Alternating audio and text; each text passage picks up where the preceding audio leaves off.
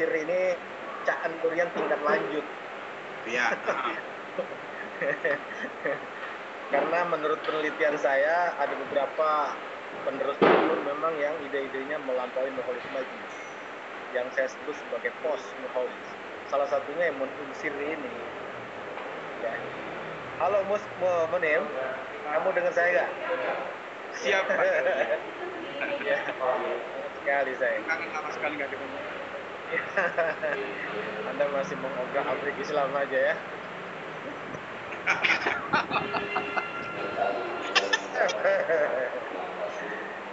Sebetulnya ide-idenya mengingatkan saya pada ide-ide Cak Nur. Apa yang disampaikan oleh Munim Sir itu bukannya tidak istimewa ya, tapi sebenarnya sudah ada pada Cak Nur, pada gagasan-gagasan Cak Nur. Saya sendiri pernah menyampaikan ini sama Munim di Yogyakarta waktu dia sabbatical year itu. Saya di Jogja, saya sampaikan. Tapi memang sudut pandangnya berbeda ya. Kalau Cak Nur itu saya kira teologian kan, seorang teologian, sehingga dia mau membangun gagasannya itu dari interpretasi ayat-ayat Quran. Walaupun dia juga menggunakan perspektif sejarah.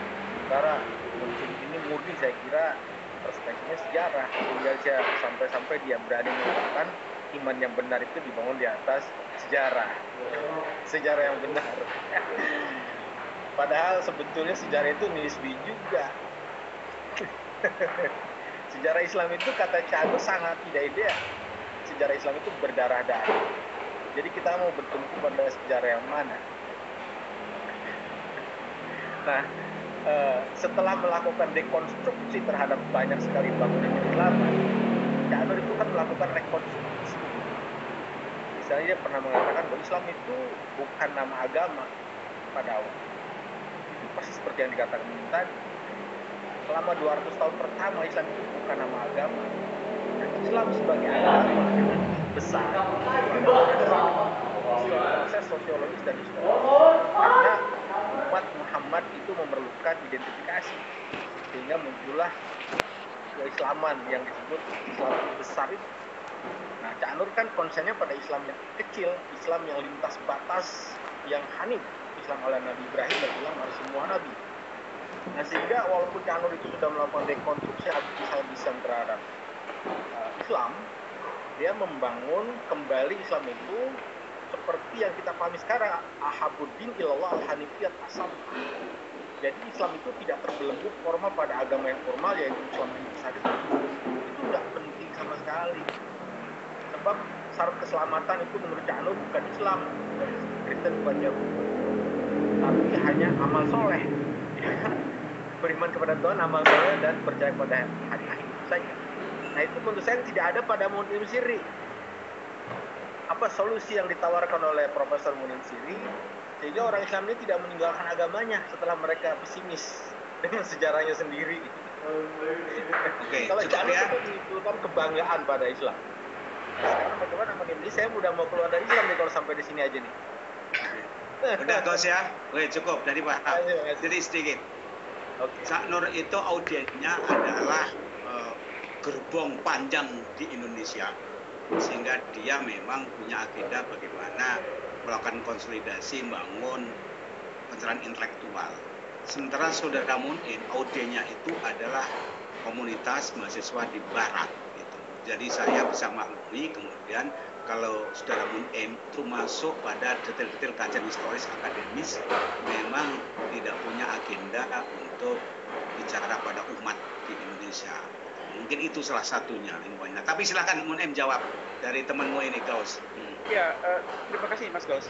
Dua hal yang ingin saya komentari. Pertama adalah bahwa gagasan yang salah satunya yang tadi saya sampaikan itu, memang itu sebenarnya hanya footnote dari apa yang sudah pernah dikatakan oleh Cak Nur ya, tentang bagaimana Islam yang awal itu bersifat ekumenis. Ya. Dan saya bisa memberikan konfirmasi historis terhadap apa yang pernah disampaikan oleh Cak Nur, yang Cak Nur sendiri tidak memberikannya.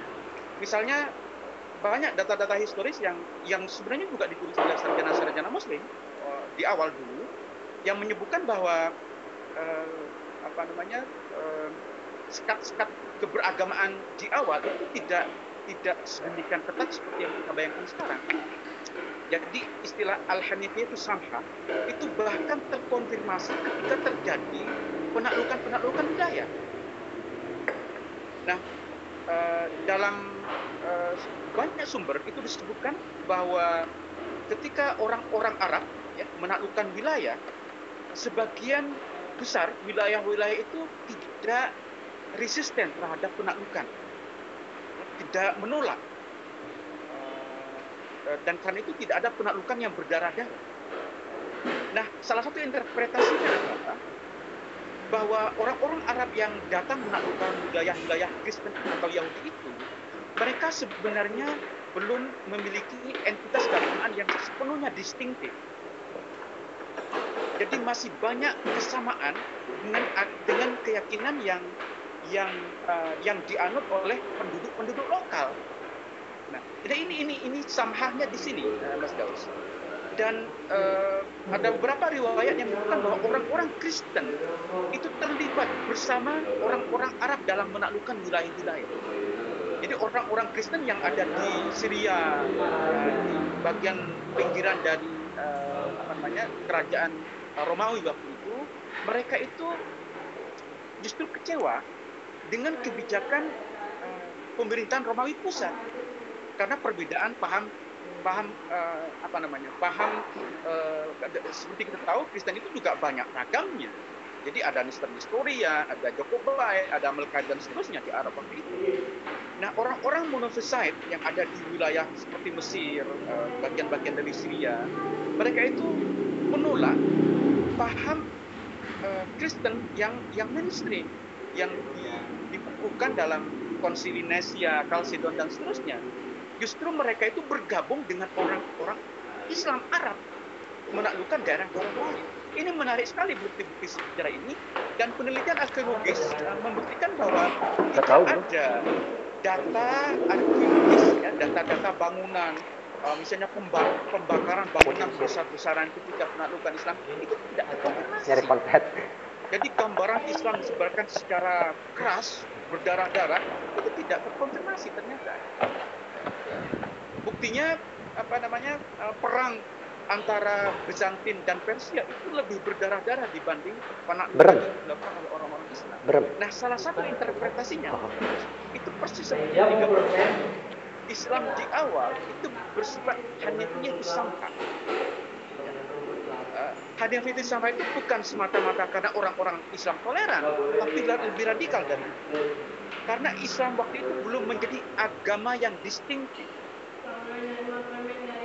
yang sepenuhnya berbeda dengan agama-agama yang dianut oleh penduduk lokal. Jadi baru menjadi ajaran ekumenis. Agak ajar, maksudnya karena itu kemudian ada payung besar, payung orang-orang beriman yang digambarkan Al-Quran yang menekankan bahwa amanu billah wa amila sholihan itu. Jadi siapapun yang beriman kepada Allah dan hari akhir, beramal soleh, dari kelompok manapun, dari Yahudi, dari Kristen, Sabian, atau mereka yang beriman di Al-Quran, asalkan concern pada soal monoteisme dan etika kehidupan sosial, mereka bisa berada di bawah payung besar ini. Nah, itu yang saya sebut sebagai ajaran ekumenisme. Ini sebenarnya betul. Ini footnote dari apa yang dikatakan kita. Hanya saya menambah perspektif historis tadi. Yang berbeda kesejarannya Anda yang mungkin Anda salah adalah bahwa kesarjanaan revisionis ini hanya dekonstruktif. Justru sebaliknya, Mas Daus. Yang saya tertarik dengan kesarjanaan revisionis ini karena dia tidak dekonstruktif, dia justru membangun. Nah, karena itu muncul teori-teori bagaimana Islam itu muncul. Maka ada banyak teori Islam itu muncul. Artinya rekonstruktif, ya, ada bangunan-bangunan Islam yang digambarkan oleh banyak sarjana berdasar sumber-sumber yang mereka teliti.